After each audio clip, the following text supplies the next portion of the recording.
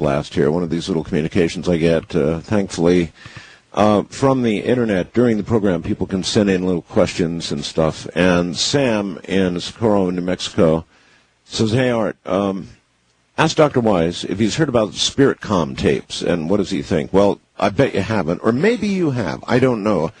Halloween, I got hold of this incredible thing, Doctor. It was a taping that had occurred during the years of work by a man named George Meeks. George Meeks created some electronic equipment using multiple tone frequencies to allow what he thought were the dead to speak in real time, to have real-time communication. It appeared to demonstrate that, in fact. The subject who was dead actually aided in the troubleshooting and the construction of some of the equipment used to improve the communication. I mean, this was one eerie thing to listen to. But this man appeared extremely serious, and his research seemed valid to me. He's now passed on, and I'm studying his research very carefully, trying to get to the bottom of it. But it would indicate, you know, if true, a conscious, real-time communication with something that's passed from the physical. And I guess that wouldn't surprise you, would it? No, I think that's entirely possible. And I remember reading about tape recordings. Yes. And this kind of recording equipment picking up information, picking up sometimes messages. That's right. And so it doesn't surprise me. I think it's a matter of developing the tools to record these impressions. Well, perhaps at some point science and the metaphysical are going to have this great meeting.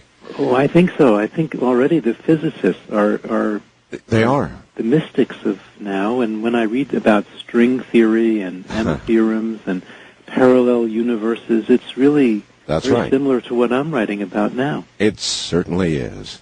All right, we were talking about the process itself, this reincarnation process, and in trying to understand it, here's one of the things that has always baffled me. As we grow older, I would like to think, though some things begin to fade, I guess, like vision and hearing and that sort of thing, as the body erodes, we do acquire mental wisdom. And, it's kind of like the school of hard knocks going through this life, and as you get older, you do acquire a certain wisdom just from having lived so long. Now, all of that would seem to go to waste if the nature of reincarnation mostly includes not remembering, recalling, or experiencing in this life whatever happened in another life, only having it hit you subconsciously and, I don't know, causing you to have a smoking habit or some other unsavory something. Or fears or phobias or this kind of thing. Why doesn't all of that wisdom become inculcated into the reincarnating soul? I don't know. It's a very good question. I have two thoughts about it. One is that the amount of information would be so overwhelming. If you figure that you've lived hundreds of times or even thousands of times, how much paralysis would set in when you met someone that you may have interacted with in the 17th century. You start remembering what they did to you and how you felt, and you'd never get anything done, especially with the people where you've had multiple lifetimes together. But I think the other reason, and I've asked this to my patients when they're in the deeper states, is why don't you remember? And the answer that comes back a lot is that this is a test. This is a school that we're in here, this earth, and we have to see, did we really learn the lessons? For example, are you nonviolent now? Because you know that spiritual beings, and this is who I think we really are a clue to our real nature, that we're beyond just physical beings. But, okay, spiritual beings are inherently nonviolent, and not because you were punished because of a violent lifetime in the 12th century. So did you really learn the lesson? And so, in a way, this is a test. And I think the other reason, it would just be too much to carry around all of those details and facts.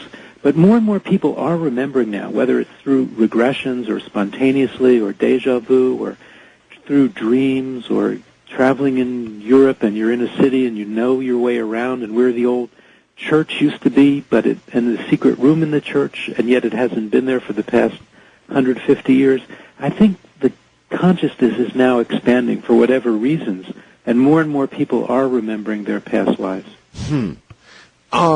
If it's been a school and is a school for souls, and if those who are very spiritual are nonviolent, then one would think and hope that as time passed, the world would therefore become, slowly but surely, less violent. Now, I don't know. As I look around the world right now, I'm not sure that we have a graduating class on our hands here. I know it looks that way, but I think we are becoming less violent. This is my own opinion, except that the technology is so much better today, so that now with news instantly giving us information about what's happening in Afghanistan or Iraq anywhere, we know about it within seconds, whereas 100 years ago or 200 years ago, we'd never know about it. Well, that's true. I think we're less violent, but the technology's better. So we know so much more now, and a few bad people can do much more damage for the same reasons. How much damage could you do with a spear or a bow and arrow? And now you can do so much more. So I think we're evolving. I see so many good people and compassionate people. There are others, of course. But I think the technology throws us a curveball there, so it appears much worse than it is, because we know so much more now. I guess that's an acceptable explanation, just that the media tells us, they do tell us a majority of bad stuff. I was noting that earlier. I mean, that's just the nature, I guess, of the media. I don't know if it's all the news fit to print. Some good news could be fit to print. Would it be helpful if what you talk about or what's up on your website got into the newspapers, because that's really the interesting news. And in the larger perspective, in the bigger picture, this may be the more important news. I'll say. And in a moment, I want to get into future lives, because there we may start to work together. I don't know. But again, sticking with the process, so many questions about it. For example, in your work, is there any indication, Doctor, that people tend to reincarnate in the same general geographic areas, or the contrary? Is it like when you join the military? I mean, if you live on the East Coast, they ship you west, and so forth. Well, it's a good question, too. I find that we tend to come around with a lot of the same people, the same souls. The relationships may change, so your grandmother may come back as your grandson or something like that, but geographically we are all over the place. Although I find most people in the Western Hemisphere have remembering past lives from the Western Hemisphere or Europe, and less so from the Far East. And when I was in Japan, they had more lifetimes in Asia, but there was a lot of taking of elective courses. It was like in college, you have a major, sure, you have to take electives. So we've lived everywhere. We seem to change race, religion, sex, because we have to learn from all sides. So we may have a preference, and we may, all things being equal, be able to choose. But sometimes you have to take elective courses, too. By the way, there's another question that comes up all the time, and I'm sure a lot of your listeners are thinking about this one. How do the numbers fit if the population is larger than ever before on the planet? That was next on my list. It comes up. It's an important question. And if the population is so large now, where are the souls coming from? Yeah. And I remember asking this to an attorney patient who spoke very differently when he was in the deep state, and I've asked this to many others. And I remember his answer very clearly. It was, how like humans to think of yourself as the only people and the only place. In other words, there are many dimensions and places where souls exist, and this is just one small school, one small place. Well, if that's true, if that is true, then occasionally during past life research, you should bump into the utterly unrecognizable. I mean, aliens. Sometimes that happens. That's what I was talking about with John Mack. That sometimes in my work, and I'm one caveat, mostly I've been working with patients with symptoms, being a psychiatrist, and they tend to come more from lifetimes here. So I see many more lives on this planet